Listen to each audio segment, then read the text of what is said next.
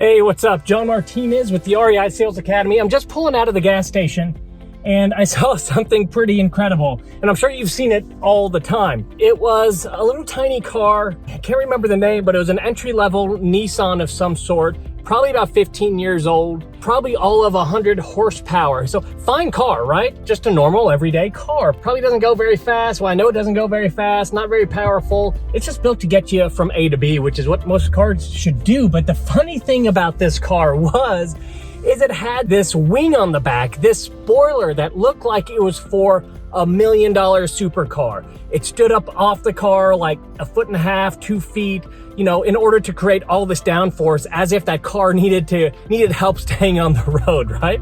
Like, that car is not gonna fly off the road. It's not going so fast. It doesn't have so much power that it needs a tremendous amount of downforce just so it doesn't lift off and fly away. It's kind of crazy.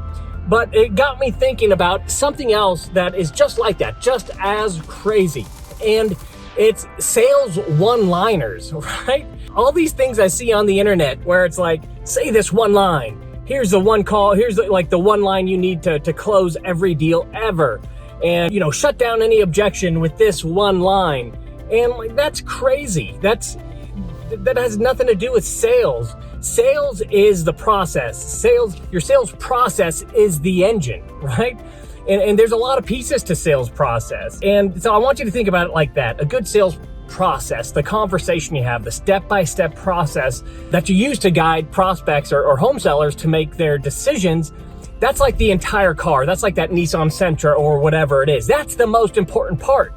And when you try to focus on one-liners, that's like focusing on that spoiler. Like, it doesn't matter how nice of a spoiler you put on a turd, it's still gonna be a turd. And I mean that in the nicest way possible, right? Like, some cars aren't meant to be race cars, right? It is what it is. Just like some race cars aren't meant to be grocery haulers. Like, you could put a trunk in a Lamborghini, but it's like this big. It's never gonna be great for going golfing or going to the grocery store or anything like that. It is what it is.